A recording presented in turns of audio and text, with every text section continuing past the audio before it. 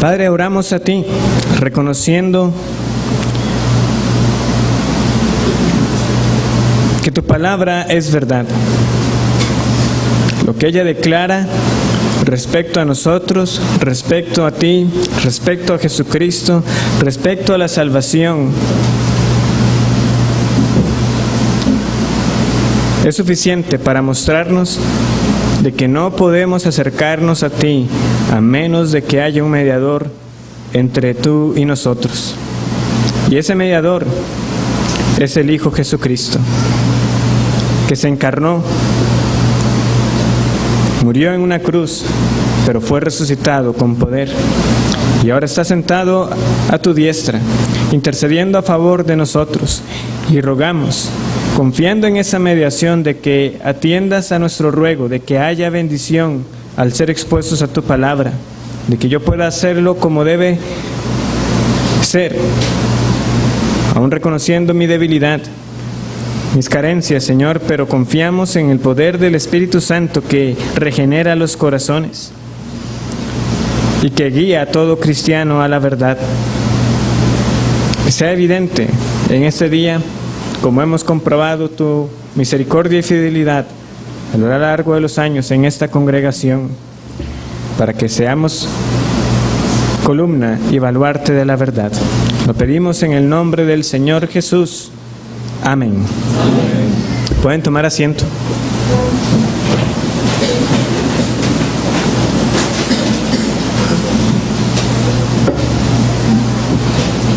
Yo los invito a buscar en sus Biblias Hechos capítulo 21.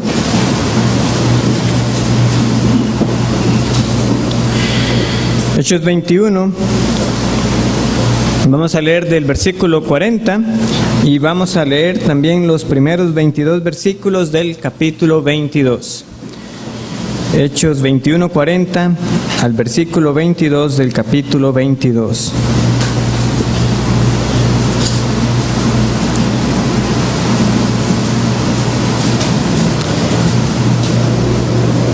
Dice así la palabra del Señor. Y cuando él se lo permitió, Pablo, estando en pie en las gradas, hizo señal con la mano al pueblo, y hecho gran silencio, habló en lengua hebrea, diciendo: Varones, hermanos y padres, oíd ahora mi defensa ante vosotros. Y al oír que les hablaba en lengua hebrea, guardaron más silencio. Y él les dijo: Yo de cierto soy judío, nacido en Tarso de Cilicia, pero criado en esta ciudad, instruido a los pies de Gamaliel, estrictamente conforme a la ley de nuestros padres, celoso de Dios, como hoy lo sois todos vosotros. Perseguía yo este camino hasta la muerte, prendiendo y entregando en cárceles a hombres y mujeres, como el sumo sacerdote también me es testigo, y todos los ancianos, de quienes también recibí cartas para los hermanos.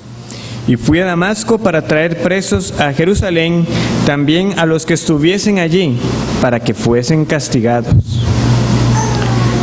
Pero aconteció que yendo yo, al llegar cerca de Damasco, como a mediodía, de repente me rodeó mucha luz del cielo, y caí al suelo, y oí una voz que me decía: Saulo, Saulo, ¿por qué me persigues?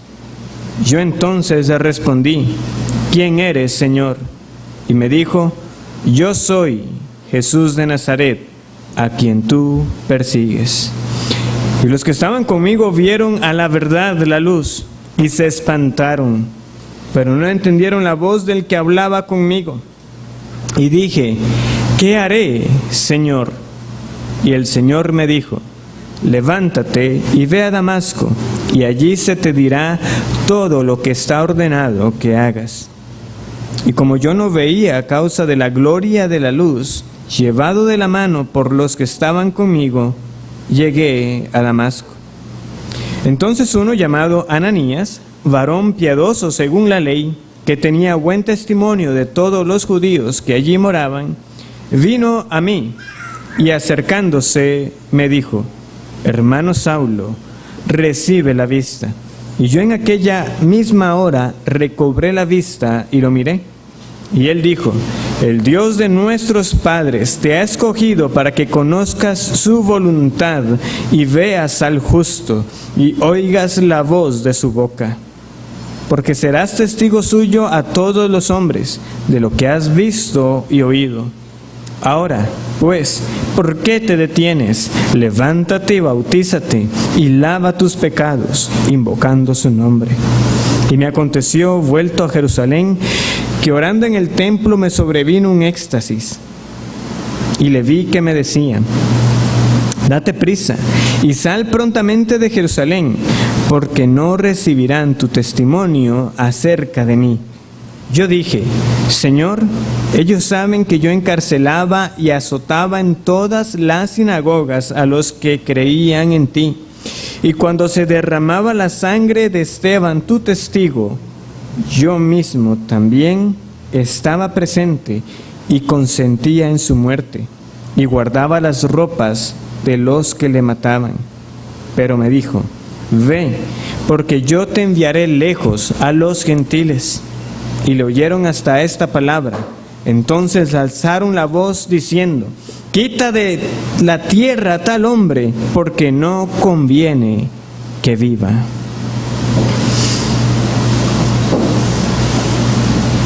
Así como hemos cantado acerca del poder de la cruz, el Evangelio es descrito en las Escrituras, particularmente en la carta a los Romanos, en su primer capítulo, versículo 16, Pablo, siendo inspirado por el Espíritu Santo, dijo: porque no me avergüenzo del Evangelio, porque es poder de Dios para salvación.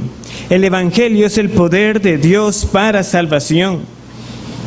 Y sin duda, este hombre llamado Pablo es un claro ejemplo del poder de este Evangelio.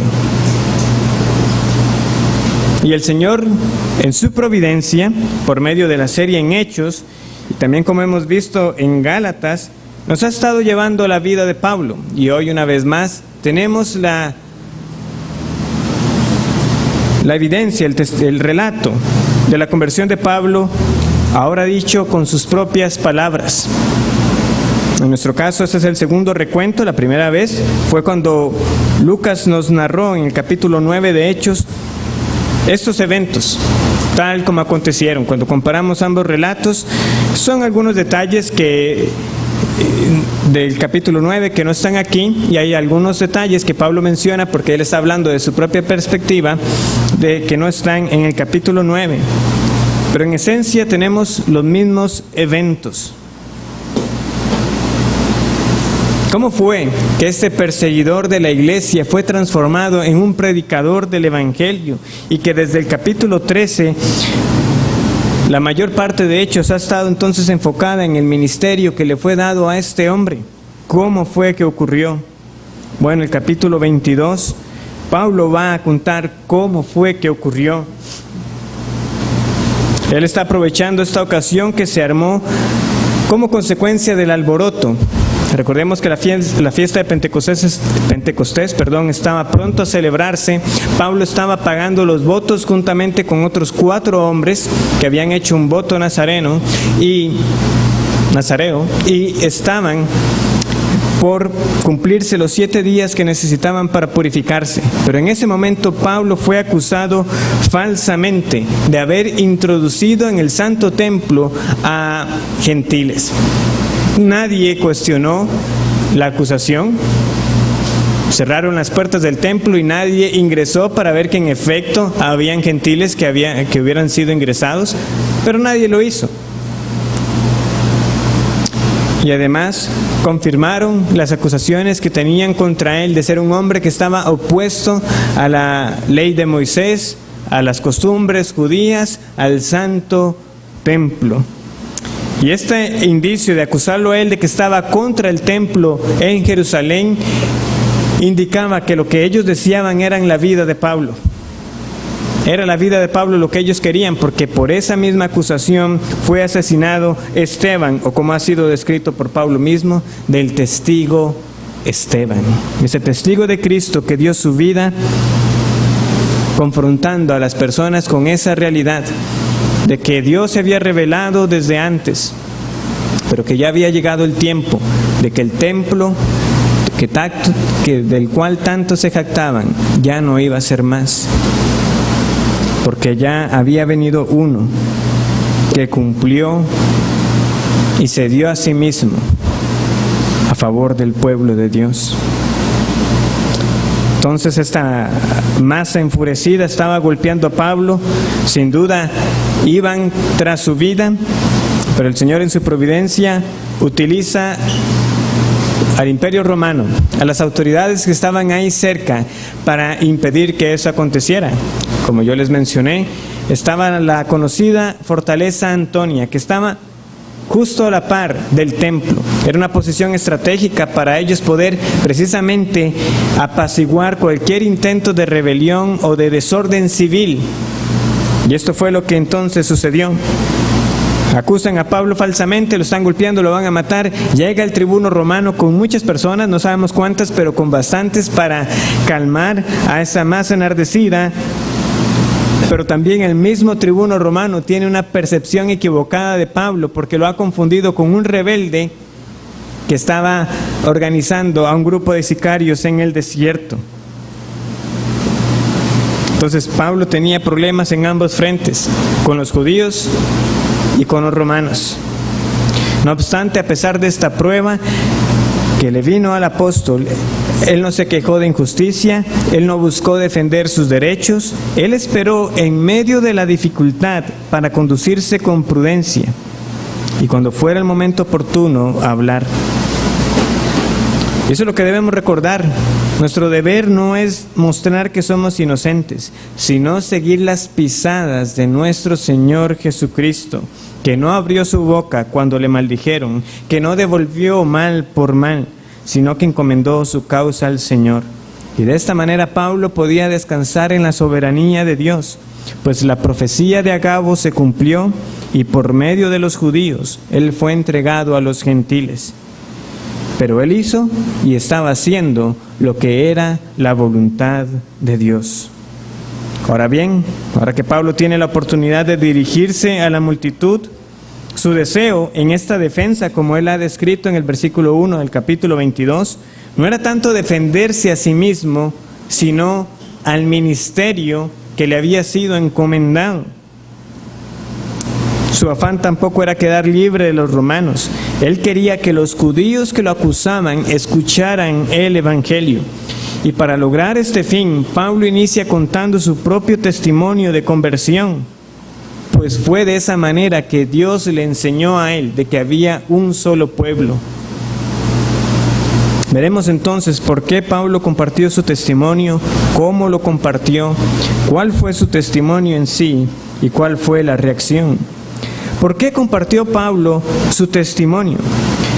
La clave la tenemos en los versículos 21 y 22. Dice así: pero me dijo, ve, porque yo te enviaré lejos a los gentiles. Y le oyeron hasta esta palabra. Entonces alzaron la voz diciendo, quita de la tierra a tal hombre. Ve, porque yo le enviaré a los gentiles. Y le oyeron hasta esta palabra. Pablo no pudo llegar hasta donde quería llegar, pero su intención era precisamente confrontar a los de su pueblo, que la misión de la cual él era acusado, de que estaba apartando a los judíos y todo eso era un malentendido. Él lo que estaba haciendo, lo estaba haciendo en obediencia a Dios y lo estaba haciendo porque Dios había revelado que su plan desde un inicio era tener un único pueblo, conformado tanto por judíos como por gentiles.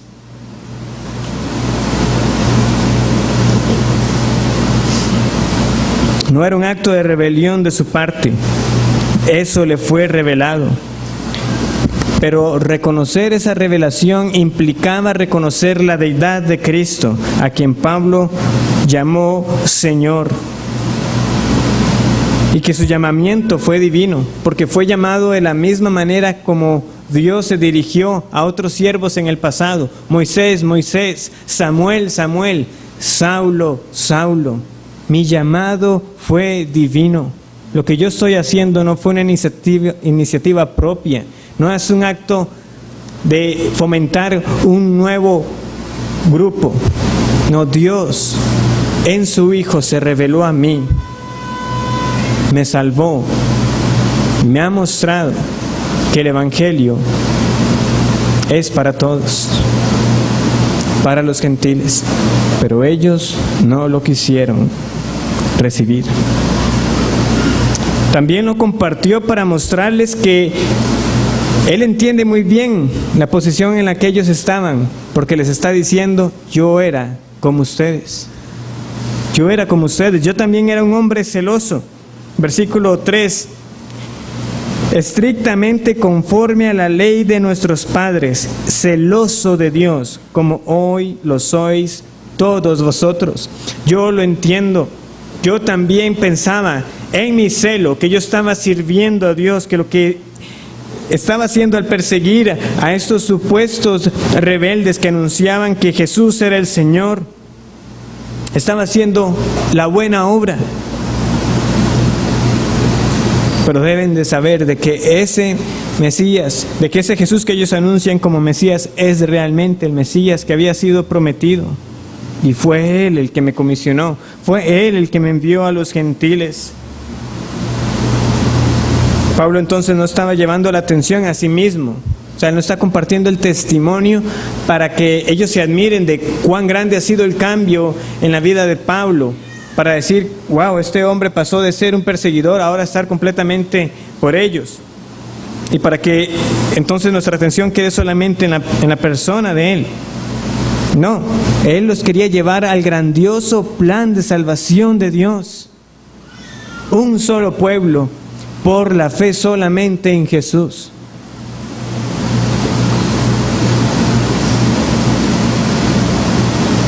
Esto es importante, porque lo hemos dicho en otras ocasiones. Es válido que nosotros compartamos lo que Dios hizo al salvarnos. ¿Cómo fue que creímos en Cristo? Las circunstancias que rodearon a nuestra conversión. Cómo Dios nos hizo reconocer que éramos pecadores, merecedores del castigo eterno y sin esperanza aparte de Jesús. Sin embargo, debemos evaluar, estar atentos que cada vez que compartimos nuestro testimonio, ¿cuál es la razón por la cual lo hacemos? ¿Lo estamos haciendo para que la gente se admire de nosotros? ¿Para que se asombren de la transformación? Es como para mostrar que nuestro caso de salvación es mucho más especial que otros testimonios de salvación. ¿O cómo fue que nosotros colaboramos en parte tratando de dejarnos un poco de la gloria que solamente es para Dios cuando Él salva a un pecador? ¿Queremos que sean impresionados por nuestro testimonio o que sean impresionados por el mensaje del Evangelio?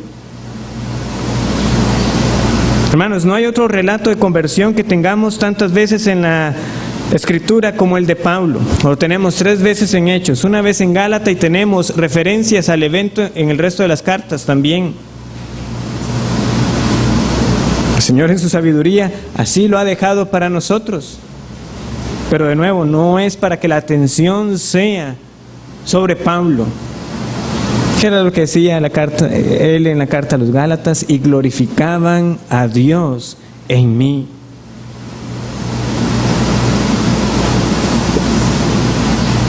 No lo hizo para su gloria personal o para reclamar un puesto superior en la iglesia de Cristo. Es nuestro deseo, sí, que las personas escuchen el Evangelio, y en ese deseo en ocasiones será apropiado que compartamos qué fue lo que el Señor hizo en nuestras vidas. O quizás algunos a veces piensan que no tienen un testimonio que compartir.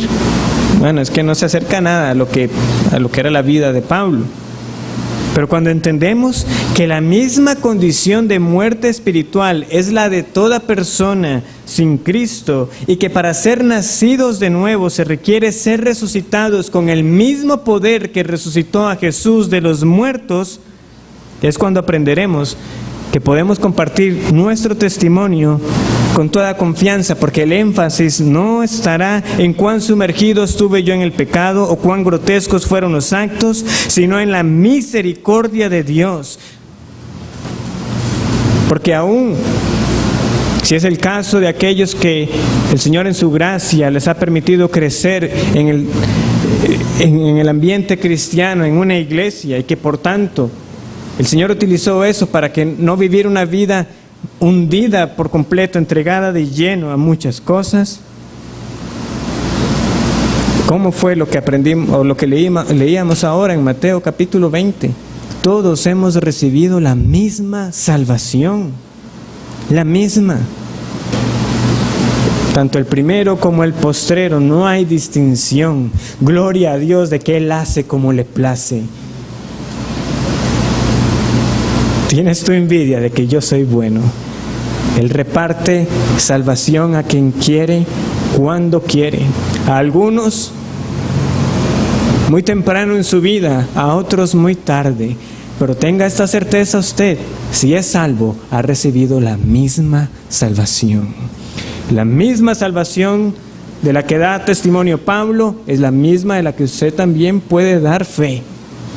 Yo he sido rescatado por el Señor Jesucristo.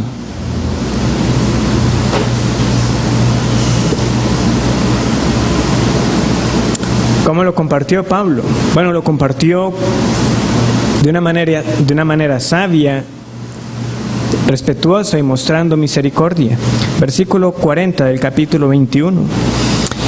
Y cuando él se lo permitió, Pablo, estando en pie en las gradas, hizo señal con la mano al pueblo, y hecho gran silencio, habló en lengua hebrea, diciendo: varones, hermanos y padres, oíd ahora mi defensa ante vosotros. Y al oír que les hablaba en lengua hebrea, guardaron más silencio. Y él les dijo: yo de cierto soy judío, nacido en Tarso de Cilicia, pero criado en esta ciudad, instruido a los pies de Gamaliel, estrictamente conforme a la ley de nuestros padres, celoso de Dios, como hoy lo sois todos vosotros. Pablo fue sabio, sin duda.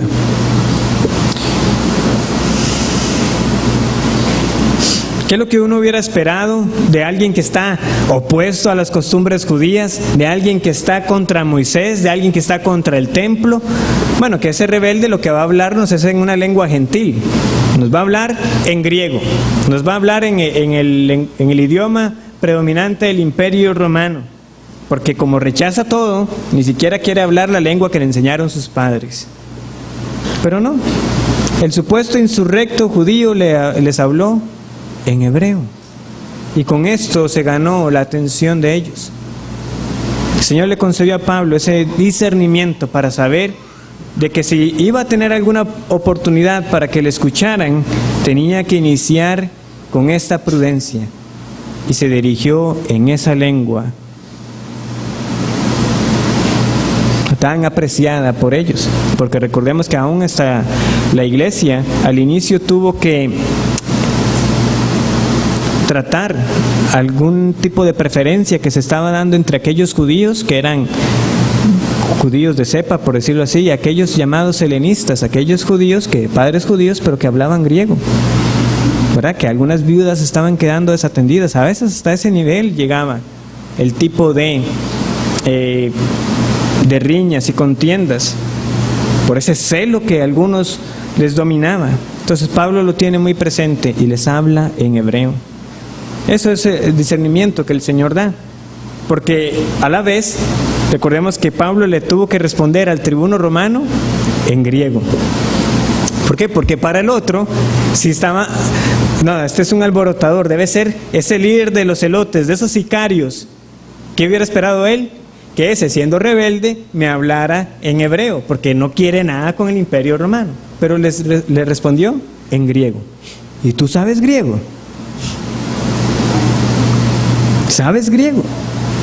Fue sorprendido. Pablo le dijo: claro, Y no solamente sé griego, soy de Cilicia, una ciudad nada insignificante. Yo no estoy para nada involucrado con eso que usted me está diciendo de esos sicarios en el desierto. Pero con los judíos vuelve a cambiar de idioma. De nuevo, no para impresionar acerca de su buen manejo de ambas lenguas, sino porque como buen judío, él aprecia la lengua materna, la ha estudiado, la conoce, no la relegó a un uso secundario. Y como vemos, esa decisión fue acertada. Y al oír que les hablaba en lengua hebrea, guardaron más silencio.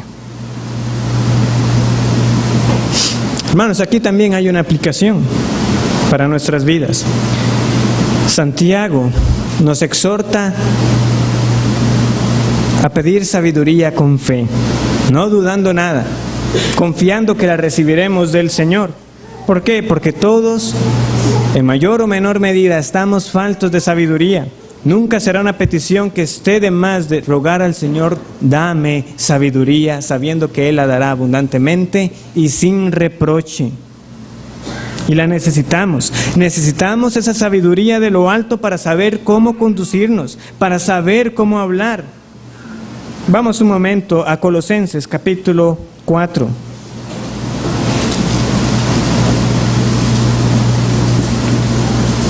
Colosenses capítulo 4, versículo 3.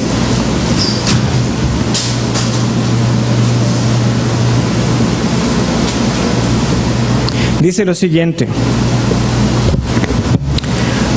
orando también al mismo tiempo por nosotros, para que el Señor nos abra puerta para la palabra, a fin de dar a conocer el misterio de Cristo, por el cual también estoy preso. ¿Y cómo pide Pablo para él poder presentar este misterio de Cristo, el Evangelio? Para que lo manifieste como debo hablar. Versículo 6. Sea vuestra palabra siempre con gracia, sazonada con sal, para que sepáis cómo debéis responder a cada uno. Palabras sazonadas con gracia. Necesitamos esa sabiduría, necesitamos esa gracia en nuestras palabras y debemos orar con mayor frecuencia de esa manera. Es común que nosotros pidamos cada miércoles o en los estudios: ruego por la salvación de mis familiares, o ruego por la salvación de mis amigos, o ruego para tener oportunidades para compartir el Evangelio. Y eso está bien. Pero debemos añadir a esa petición: y para que hable como debo hablar, para que el Señor me dé discernimiento para hacerlo con sabiduría, para que esa gracia sazone nuestras palabras, para que realmente aprovechemos las oportunidades que se nos presenten. Oremos por las oportunidades, pero oremos para que nosotros las aprovechemos. Que el Señor abra la puerta y nosotros hablemos con gracia, para que nosotros respondamos como debe ser debido en cada caso. Que nosotros seamos guardados para poder discernir las palabras.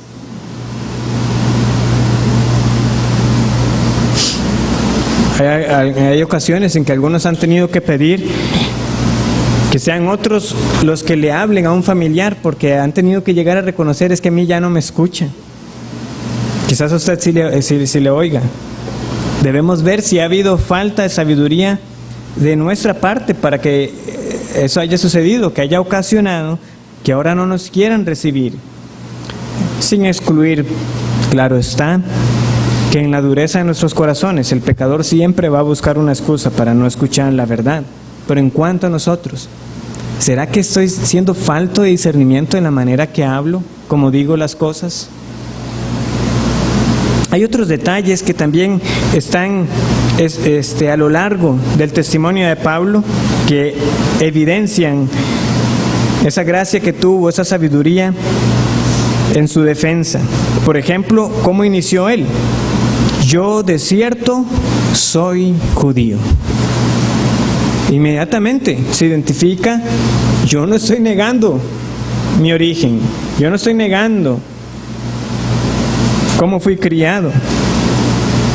Es más, les dice, es cierto, yo nací en Tarso, de Cilicia, pero fui criado en esta ciudad, fui criado en Jerusalén. No soy un judío helenizado de Cilicia, no. Mi educación fue con Gamaliel. Y Gamaliel en Hechos capítulo 5 es descrito como un hombre que era venerado por todo el pueblo. Un hombre sabio, sin duda alguna, porque como vimos, él fue el que advirtió a los demás hombres. Presten atención, no sea que ustedes se hallen peleando contra Dios. Si esto es de Dios, ustedes no lo van a poder detener. Y estuvo en lo correcto. Los apóstoles hacían lo que Cristo les había mandado y eso venía de Dios. También a Ananías, ¿cómo lo presenta? En el versículo 12 del capítulo 22. Ananías, varón piadoso según la ley, que tenía buen testimonio de todos los judíos que allí moraban. Que está dando a entender. Ananías para mí es un hermano. Somos hermanos en Cristo. Pero en otras partes los judíos tenían buen testimonio de él. Era posible entonces que ustedes como judíos también pudieran tener ese buen testimonio respecto de mí. También vemos que él no inició, siendo que hablaba de una defensa, atacándoles directamente de una vez. Varones hermanos, escuchen, ustedes son asesinos, me quieren matar. No inició de esa manera, sino que se reconoció a sí mismo que en su vida pasada fue culpable de lo mismo que ellos querían cometer. Yo también perseguí hasta la muerte, como ustedes ahora buscan mi muerte. Yo también me opuse al camino, como ustedes ahora están en contra del mensaje del Evangelio.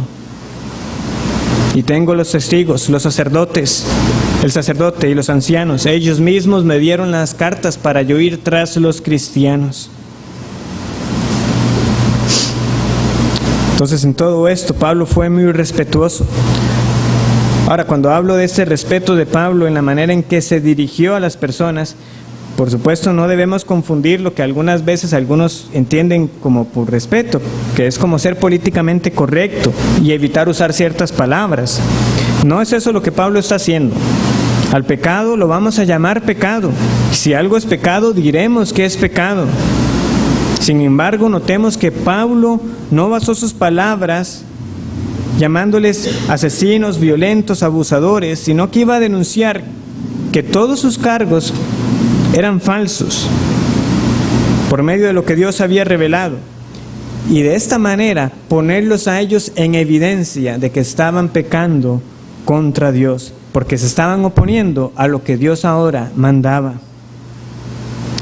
Y este respeto entonces va ligado con la misericordia que Él mostró, porque Pablo sabía que él había recibido misericordia. Pablo sabía que si no hubiera sido por la gracia de Dios, él sería uno más dentro de esa multitud pidiendo la muerte de cualquier otro cristiano que estuviera en Jerusalén. Él lo hacía porque sabía que a otros no les había resplandecido la luz del Evangelio. Versículo 4, perseguía yo este camino hasta la muerte, prendiendo y entregando en cárceles a hombres y mujeres. Como el sumo sacerdote también me es testigo, y todos los ancianos, de quienes también recibí cartas para los hermanos. Y fui a Damasco para traer presos a Jerusalén, también a los que estuviesen allí, para que fuesen castigados. Cuando yo trato con otros, yo debo recordar de qué me salvó el Señor. De nuevo, yo le diré a las personas, lo que usted está haciendo es pecado contra Dios, pero lo haré reconociendo que ahí estaría yo, ahí mismo en el lugar de esa persona, si no fuera por la gracia de Dios, si no fuera porque el Señor me mostró a su Hijo Jesucristo. Ahí mismo estaría yo, si no fuera aún incluso peor. Debo hacerlo con compasión por las almas. Yo soy judío y yo perseguí este camino, como ustedes lo están haciendo.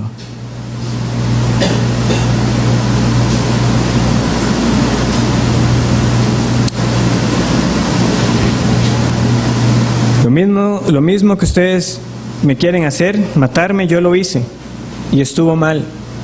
Yo perseguí y ahora soy perseguido por ustedes. Y sé que ustedes creen que están haciendo lo correcto. Yo también creí que hacía lo correcto. Tenía las cartas de aprobación. ¿Qué más señal segura de que yo estaba haciendo la voluntad de Dios si tenía las cartas del sumo sacerdote para que procediera a arrestar a hombres y mujeres, a todos por igual? Pablo les dice, yo hice eso y eso fue pecado. Versículo 19, yo dije, Señor, ellos saben que yo encarcelaba y azotaba en todas las sinagogas a los que creían en ti. Y cuando se derramaba la sangre de Esteban, tu testigo, yo también estaba presente y consentía en su muerte y guardaba las ropas de los que le mataban. Aunque nosotros no tenemos indicio de que Pablo directamente matara a estos hombres y mujeres que arrestó en estas persecuciones, sin duda él fue un factor decisivo para que aquellos que murieron, en efecto, fueran muertos. Yo di mi voto, así como lo di con Esteban. Yo con muchos también los llevé para que fueran azotados. Yo los arrastré de sus casas. Su proceder fue cruel. Y en 3 de 4 relatos, Pablo destaca que él persiguió tanto a hombres como a mujeres. Da a entender de que no hacía distinción. Y de que como teniendo ese testimonio de que algunos, a pesar de las amenazas, no dieron su brazo a torcer, fue hasta después que él reconoció que a esos que persiguió eran verdaderos testigos de Cristo. A Esteban, él no lo vio como un verdadero testigo. Pero ahora que ya había sido salvado por el Señor, yo di mi voto para que a tu testigo Esteban lo mataran. Esos que se sostuvieron son los verdaderos testigos del Cristo prometido. Entonces, ¿qué pasó en la vida de Pablo? ¿Qué pasó? ¿Cómo un perseguidor puede unirse a los perseguidos? ¿Qué ocurrió para que en lugar de arrestar cristianos, él fuera arrestado por el Señor? Bueno, ocurrió lo que le ocurre a todo cristiano. Como ya vimos cuando estudiamos por primera vez la conversión de Pablo, todo el que ahora es creyente era enemigo de Dios. Y todo enemigo de Dios que es salvado es encontrado por Cristo. Y todo aquel que ha sido encontrado por Cristo llega a entender de que ese plan fue un plan eterno, de que Él fue escogido por Dios para este fin. Veamos entonces que Pablo fue enemigo, fue encontrado y fue elegido. Pablo era enemigo de Dios, pero él no lo sabía. Él pensaba que estaba haciendo lo correcto, de que Dios estaba complacido cada vez que él entraba a una sinagoga y sacaba a los cristianos, cuando iba a una casa y sacaba cristianos. ¿Por qué? Porque cuando uno lee lo que Pablo hacía, para muchos ahora, no hombre, claro que como Pablo no iba a ser enemigo de Dios. Vea lo que estaba haciendo contra la iglesia de Cristo, que perseguía incansablemente e iba a cualquier ciudad con el fin de arrestar y obligar a que blasfemaran, y si no lo hacía era capaz de arrastrarlos y entregarlos para que fueran enjuiciados. ¿Cómo va a dudar uno de que Pablo era enemigo de la causa cristiana? De nuevo, tomemos en cuenta que Pablo no lo veía así. Él pensaba que agradaba a Dios. Y eso es lo que sucede con cada pecador en su condición natural. Y puede ser el caso de muchos que están aquí sentados. ¿Creen que realmente están sirviendo a la iglesia? ¿Piensan que están del lado de Cristo? ¿Creen que son parte del ejército de los redimidos por algo que hacen? Y esto se da porque realmente no se han visto como Dios realmente los ve. Ninguno de nosotros se ve como debemos vernos, hasta que el Espíritu Santo abre los ojos de nuestro entendimiento y vemos la profunda maldad de nuestros corazones, la gravedad del pecado y la santidad de Dios. Cuán justo es Él y cuán grande es la distancia que nos separa de este Dios santo. Pero de nuevo, eso se da no porque las Escrituras no sean claras. Las Escrituras afirman claramente que somos enemigos de Dios. El asunto está porque tenemos un corazón engañoso que da el juicio equivocado respecto a nosotros y no nos vemos como enemigos. Pero qué más claro cuando el Nuevo Testamento en la carta de Santiago dice que el que quiera hacerse amigo del mundo se constituye enemigo de Dios. Yo no soy enemigo de Dios. Si usted es amigo del mundo, es enemigo de Dios. Cuando usted sigue la corriente de este mundo, es enemigo de Dios. Pero de nuevo, lo que agrava la severidad de nuestra condición es que ignoramos esa enemistad muchas veces. Como hemos compartido en otros momentos también, a algunos a veces se les ha preguntado, ¿has sentido alguna vez odio por Dios? Y algunos dirán, no, yo nunca he sentido odio por Dios. Pero la Biblia nos describe naturalmente como aborrecedores de Dios, Romanos capítulo 1, como enemigos en nuestra mente, también en Colosenses capítulo 1.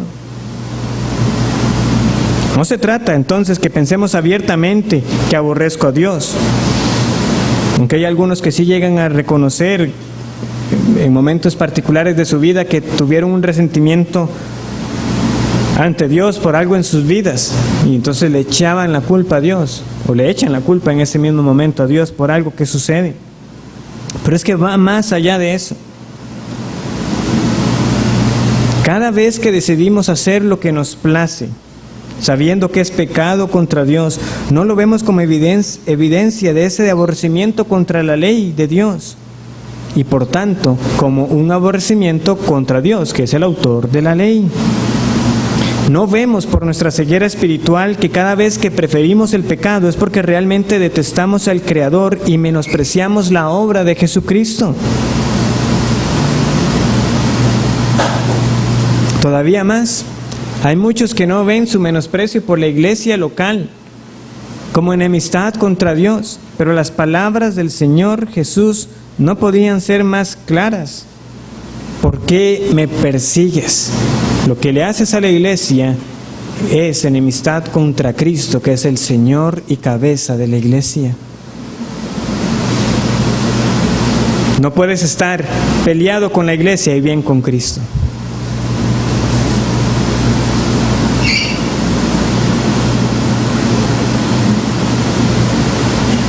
¿Qué pasa entonces para que un enemigo de esta naturaleza sea transformado? Versículo 6. Pero aconteció que yendo yo, al llegar cerca de Damasco, como a mediodía, de repente me rodeó mucha luz del cielo, y caí al suelo, y oí una voz que me decía, Saulo, Saulo, ¿por qué me persigues?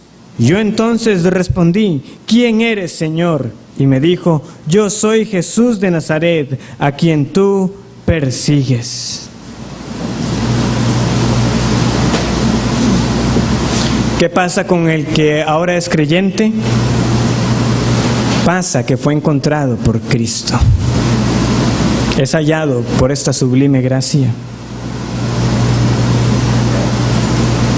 Más adelante Pablo escribirá en su carta a los Romanos, citando al profeta Isaías,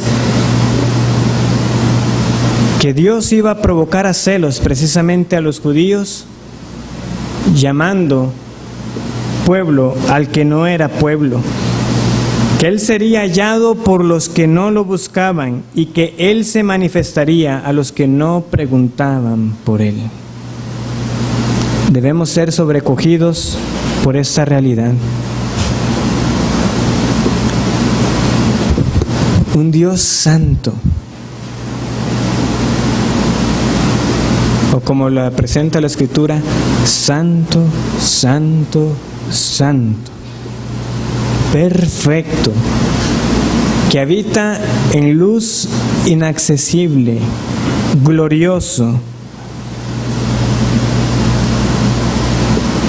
busca al pecador.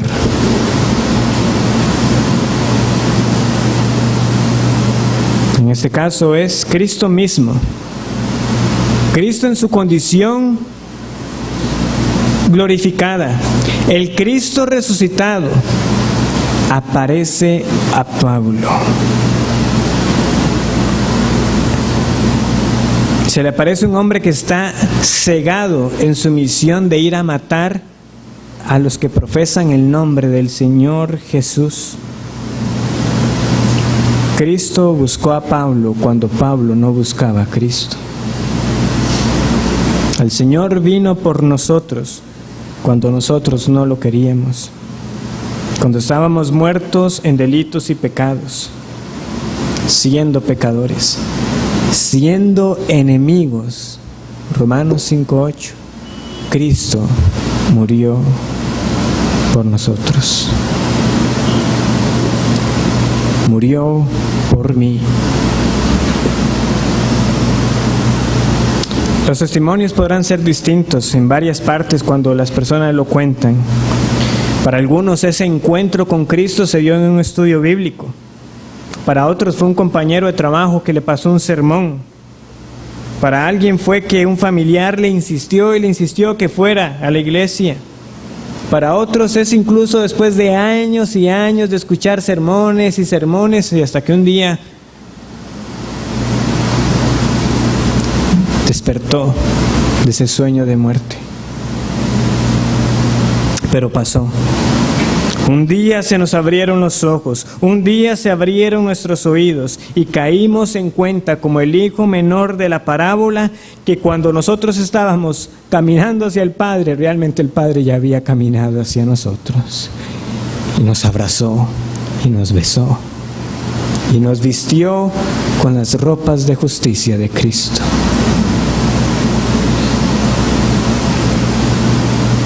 Sacad el mejor vestido y vestidle, y poned un anillo en su mano y calzado en sus pies, y traed el becerro gordo y matadlo, y comamos y hagamos fiesta, porque mi hijo muerto era y ha revivido, se había perdido y es hallado. Y comenzaron a regocijarse. Ese es el gozo de la salvación. Esa es la fiesta que hay en los cielos cuando un pecador se arrepiente. Porque es Cristo buscando a sus ovejas perdidas. Si eres creyente, como Pablo, Cristo salió a tu encuentro.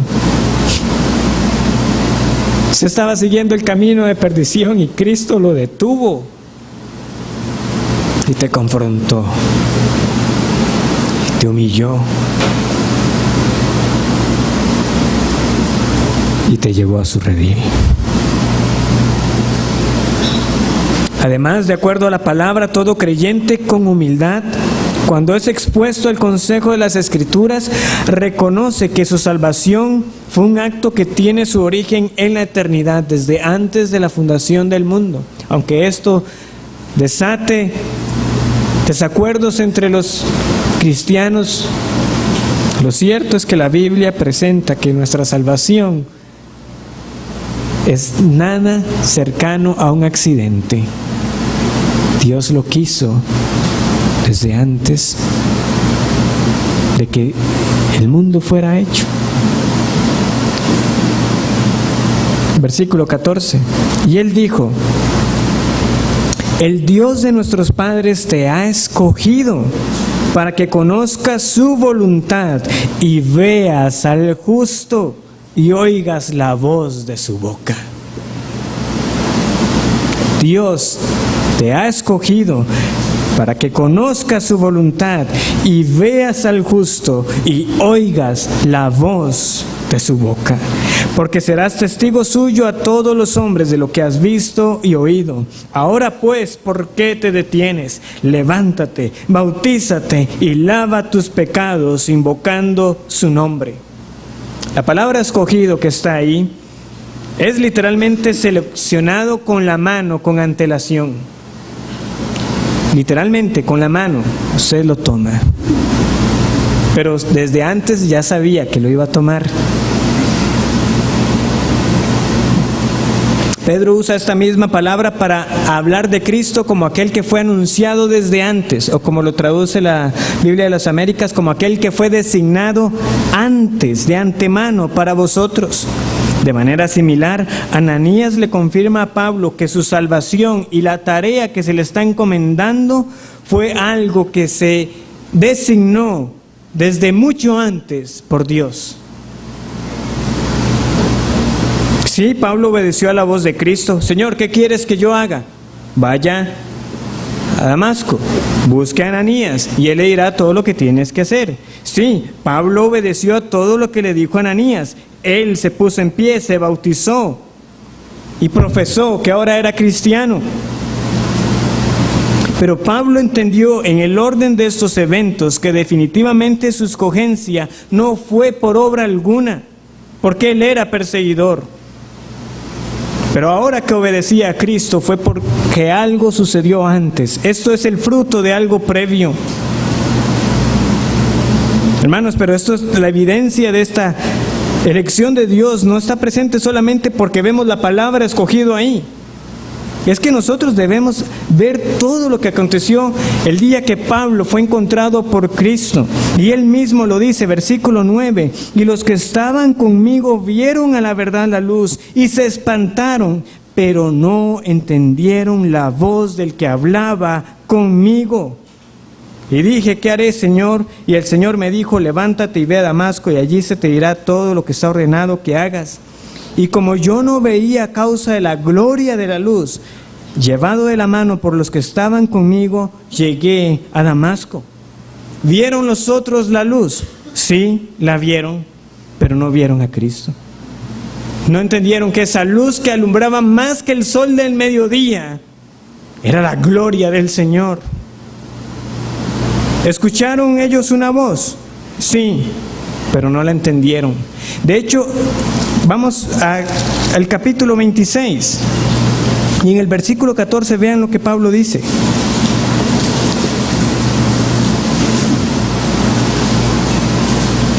Y habiendo caído todos nosotros en tierra, oí una voz que me hablaba y decía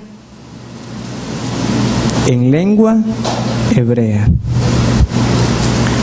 No fue que el Señor estaba hablando un idioma desconocido a Pablo, que solo Pablo se le dio que entendiera. No, fue en lengua hebrea.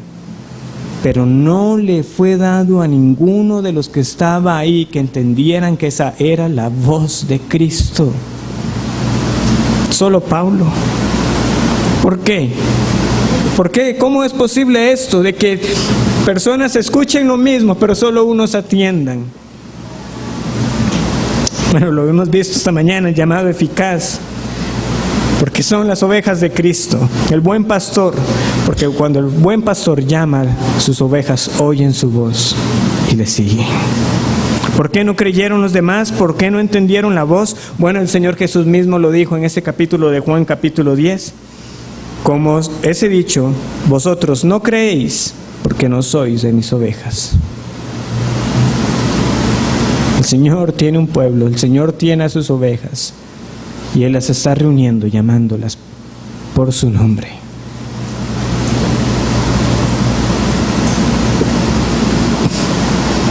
Sí, si eres cristiano, eres un enemigo rescatado, que Cristo salió a tu encuentro y eso fue planeado así. Aún antes de que tú hubieras nacido, el Señor mostró misericordia, siendo pecador, siendo rebelde, con un amor eterno, Él ha amado.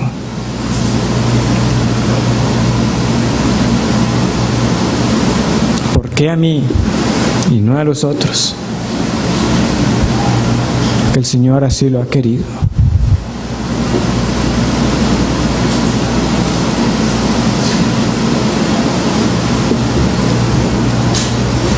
¿Cuál fue la reacción ante ese testimonio de Pablo?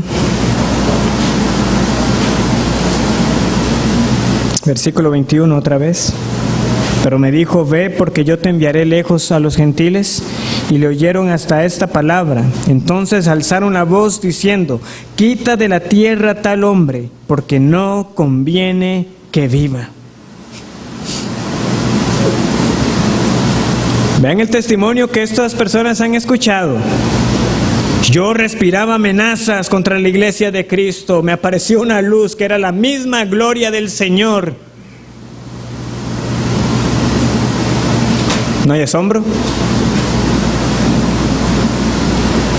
¿No hay gloria a Dios? Ya no queremos escuchar más. Ya volvió a mencionar a los gentiles. No queremos saber nada. Muera. Que muera.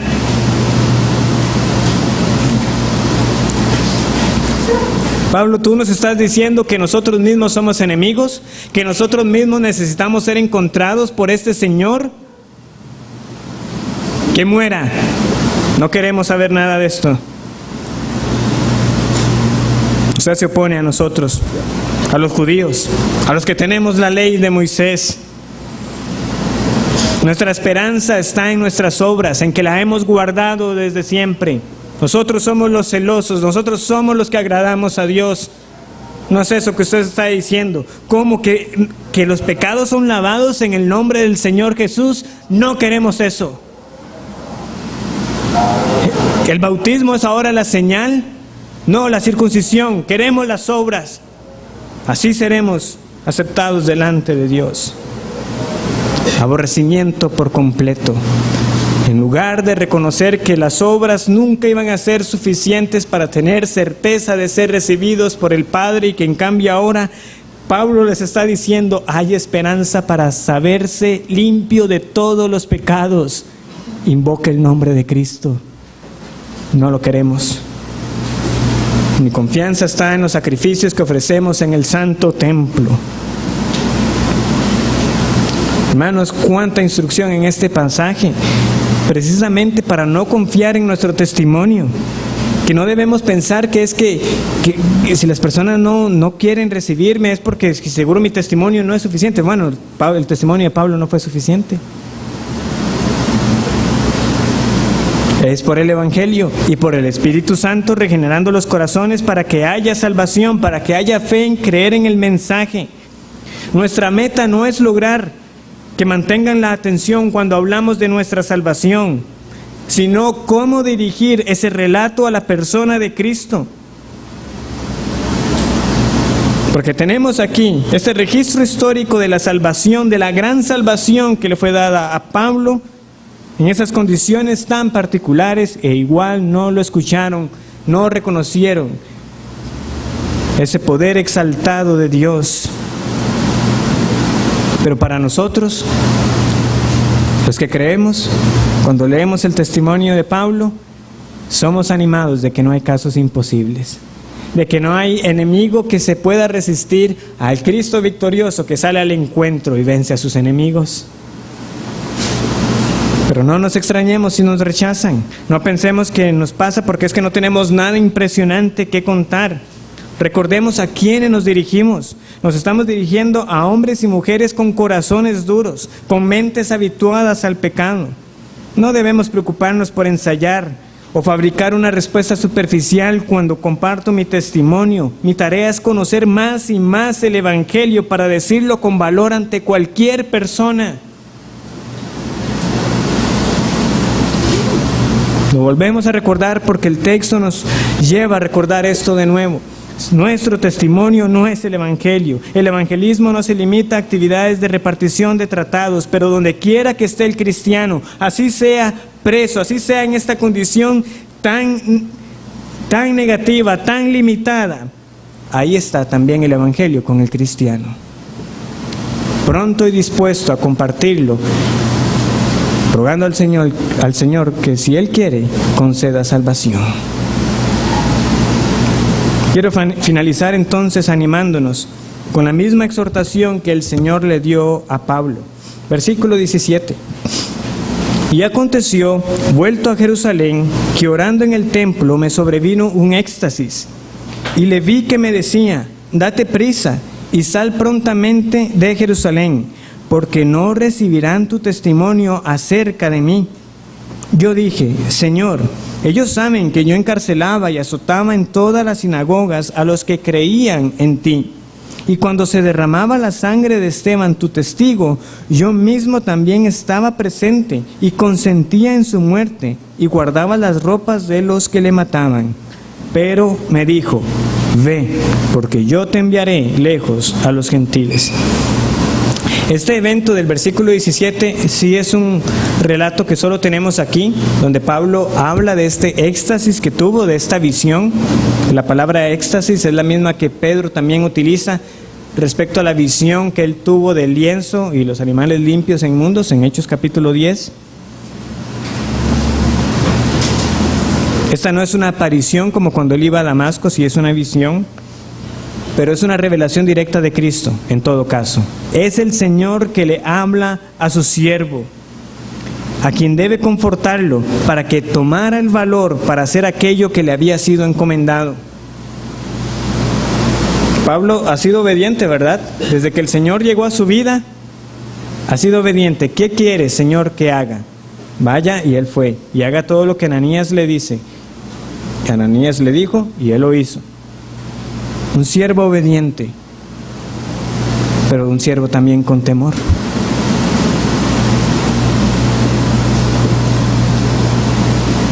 Señor, ellos saben mi pasado. ¿Quién me va a creer ahora que yo soy cristiano?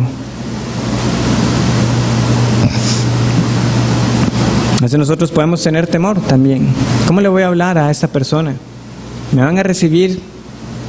Ellos me conocen desde cómo era mi vida pasada. ¿Van a pensar de verdad de que lo que ha sido hecho en mí es genuino? Quizás si lo digo de esta manera. Recordemos, hermanos, ¿quién nos ha comisionado? El Señor. El Señor.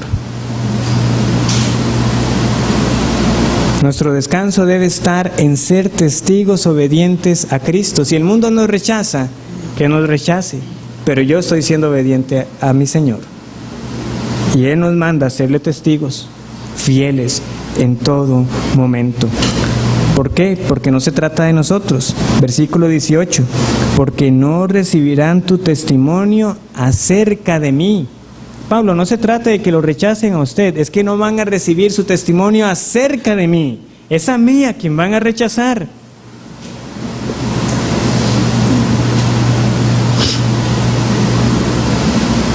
Y entonces, para los cristianos estamos mandados a ser testigos. Cristo nos dice que vayamos. Y para los que aquí escuchan los testimonios de conversión, y como fue anunciado, sabrán que esta noche entonces escucharemos 2 relatos de conversión. No se trata si usted recibe o si usted queda impresionado con lo que usted vaya a escuchar esta noche. La pregunta es si usted recibe el testimonio de Cristo de lo que Él ha hecho en ellos. Y de lo que ha hecho en cada persona que ha presentado aquí un testimonio diciendo: el Señor me ha salvado. ¿Cree usted de que Jesús es redentor, de tal manera que hace las cosas nuevas, de que Él da verdadera libertad y de que la fe en Él salva? ¿Cree usted que Jesús, quien ahora está a la diestra del Padre, sigue saliendo al encuentro del pecador, aunque ya no físicamente, pero sí por medio de la predicación de las buenas nuevas? Sépalo bien, cada vez que usted rechaza el testimonio de un cristiano, usted está rechazando a Cristo. No recibirán tu testimonio acerca de mí. ¿Lo creemos o lo rechazamos? Pero hermanos, en cuanto a nosotros, tomemos valor, seamos testigos de lo que hemos visto y oído. porque nosotros lo hemos visto. Somos testigos del poder de Dios para salvación en medio de la congregación, viendo vidas transformadas para la gloria de Dios. Yo puedo hablar de lo que he visto y podemos hablar de lo que oímos cada semana cuando el Evangelio es predicado. Yo lo he escuchado. El mensaje que le vengo a decir es la antigua historia, el mensaje que siempre ha sido predicado desde los días de la iglesia. Cristo vino, Cristo murió, Cristo resucitó y Cristo volverá. Y Cristo salva hoy. ¿Qué quieres que yo haga? Esa debe ser nuestra actitud. Ve, dijo el Señor. Ese es el mandato para nosotros. Porque su preciosa gracia nos alcanzó para cambiarnos de rebeldes esclavos al pecado a siervos de justicia por amor. Es ese su testimonio. Oremos.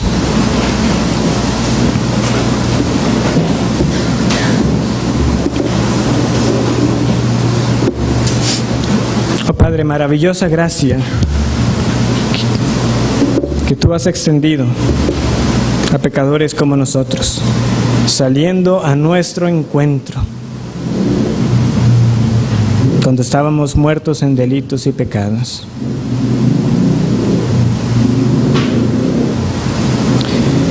Señor, que seamos valientes, que no tengamos ningún temor, ninguna cosa de qué avergonzarnos, porque es tu evangelio, es poder tuyo para salvación, de decir a otros lo que tú has hecho en nosotros, como una oportunidad para guiarlos al mensaje del evangelio, apropiadamente como se revela en las Escrituras. Que seamos sabios, que podamos discernir para aprovechar cada puerta que tú abras para esa ocasión. Y convence a muchos hoy de su incredulidad, de cuántos testimonios han escuchado y han visto frente a sus ojos y que han menospreciado, dudando de que tú tienes el poder para salvar. Sigue añadiendo a los tuyos a esta iglesia y que seamos obedientes, que cumplamos la comisión que tú nos has dado para que tu nombre sea exaltado en toda la tierra. Lo pedimos en el nombre de Jesús. Amén.